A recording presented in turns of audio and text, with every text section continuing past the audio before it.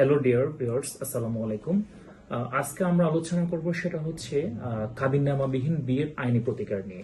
আমার সাথে আছে advocate Mohammad Rashed, Bangladesh supreme court ও জজ কোর্ট কক্সবাজার।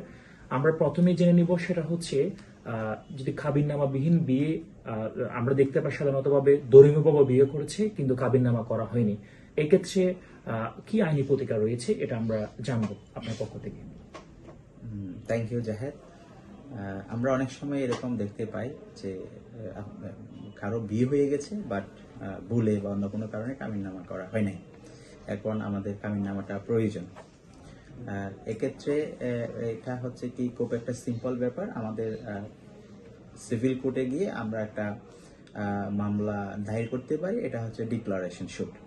তো যদি আমরা বলবো যে কি আমার এত তারিখ ওনার সাথে অমুক বিসি যার সাথে বিয়ে হয়েছে বাট আমাদের কামিননামাটা করা হয় নাই, এখন আমাদের স্বীকৃতি দরকার। সেই বিষয়ে আপনারা কোনো ভালো আইনজীবী পরামর্শ নেবেন। পরামর্শ নিলে উনি আপনাদের বিরুদ্ধে আপনাদের পক্ষ হয়ে একটা ডিক্লারেশন মামলা করবেন। আদালত আপনাদের বিয়ের একটা ডিক্লারেটরি ডিগ্রি দিতে পারেন। আচ্ছা, ধন্যবাদ। আমরা এরপরে যে বিষয়টা আমরা মুখোমুখি হই বা আমাদের অ্যাজ এ লয়ার হিসেবে আমাদের কাছে জানতে আসে সেটা হচ্ছে যখন দেশের বাইরে কোনো অর্থাৎ পুরুষ এবং মেয়ে যে বিয়ে করে, অর্থাৎ দেশের বাইরে যদি বিবাহ সম্পাদন হয়ে থাকে এবং দেশে আসার পরে সন্তানের যে জন্ম নিবন্ধন বা যে বিষয়গুলো তৈরি ক্ষেত্রে অনেক সময় কাবিননামার প্রয়োজন হয়ে থাকে। এখন দেশের বাইরে তো কাবিননামা সম্পাদন করা হয়নি, দেশে আসলে যে ডকুমেন্টস গুলো আমরা কিভাবে মেক করব বা আমরা এটা কিভাবে পাবো, এই বিষয়টা একটু আমি জানতে চাচ্ছি। এটাও সেম প্রসেস। আপনি আপনাদের বিয়ের ডিক্লারেশনের জন্য একটা কোর্টে মামলা দায়ের করতে পারেন। সেই মামলা দায়ের করলে কোর্ট আপনাদের বিয়ে যে অমুক আপনার যে যাকে বিয়ে করছেন সে সাপোজ জাহেদ আপনার হাজব্যান্ড, সেটা কোর্ট আপনাকে একটা ডিক্লারেটরি ডিগ্রি দিবে। সেই ডিগ্রি নিয়ে আপনি আপনার যাবতীয় কাজ সম্পন্ন করতে পারেন। আচ্ছা, ধন্যবাদ সিনিয়র। আমরা আরেকটা বিষয় দেখতে পাই সেটা হচ্ছে গোপনে বিয়ে হয়েছে, অর্থাৎ ওই যে পুরুষ বা মেয়ে ওই হাজব্যান্ড ওয়াইফ হিসেবে তারা গোপনে বিয়ে করেছে, কিন্তু পরবর্তীতে কোন এক পক্ষ, সেটা পুরুষ হতে পারে বা মেয়ে হতে পারে, তাদের বিয়েটা অস্বীকার করেছে। এই বিষয়ে আমরা কি আইনি সমাধান পেতে পারি, এটা একটু সিনিয়র আমাদেরকে জানাবেন। এদিক দিয়ে আমাদের দুটা সমাধান আছে, একটা হচ্ছে কি সিভিল রেমেডি, একটা ক্রিমিনাল রেমেডি।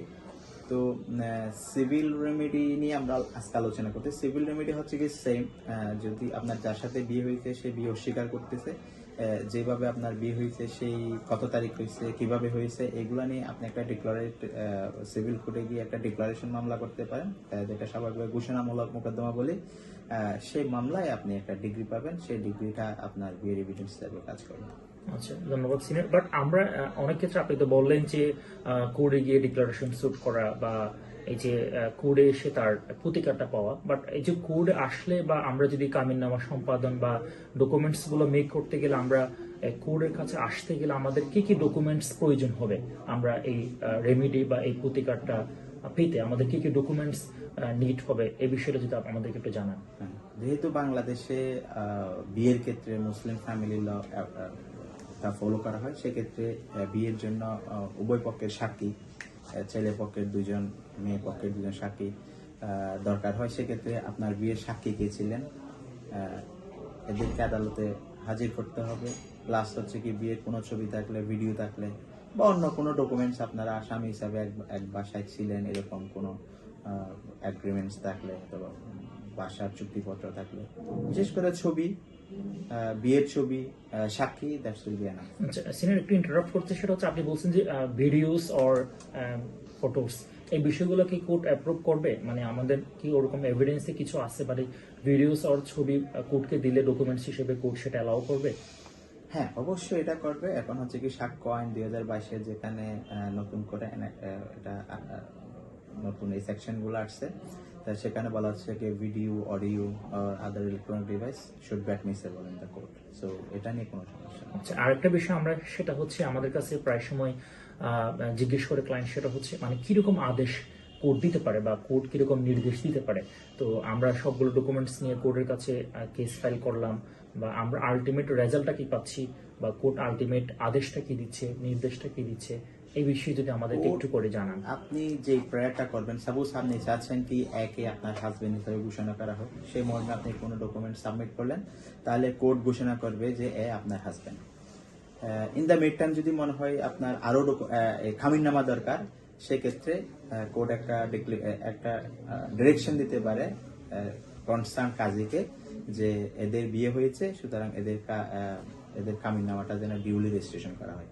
তো এক্ষেত্রে আপনাকে ডিক্লোরেশন উইথ ম্যান্ডেটরি ইনজাংশনের মামলা করতে হবে। সেক্ষেত্রে কোর্ট যাকে আপনি বিয়ে করেছেন তাকে আপনার হাজব্যান্ড হিসাবে ঘোষণা করে একটা ডিগ্রি দিবে, সাথে কাজী অফিসকে একটা ডিরেকশন দিবে যে আপনি যেন এই বিয়েটা নিকানামাটা রেজিস্টার করেন। তো এক্ষেত্রে আপনি 2টা ডিগ্রি পেতে পারেন। আচ্ছা, ধন্যবাদ ভিউয়ার্স। আমরা আজকে যেটা আলোচনা করছি সেটা হচ্ছে কাবিননামাবিহীন আইনি প্রতিকার। এটা টপিকসটা কিন্তু ছোট হলেও এটার গুরুত্বটা অনেক বেশি। তো ধন্যবাদ পরবর্তী বিষয়ে আমাদের সাথে থাকার জন্য। ধন্যবাদ।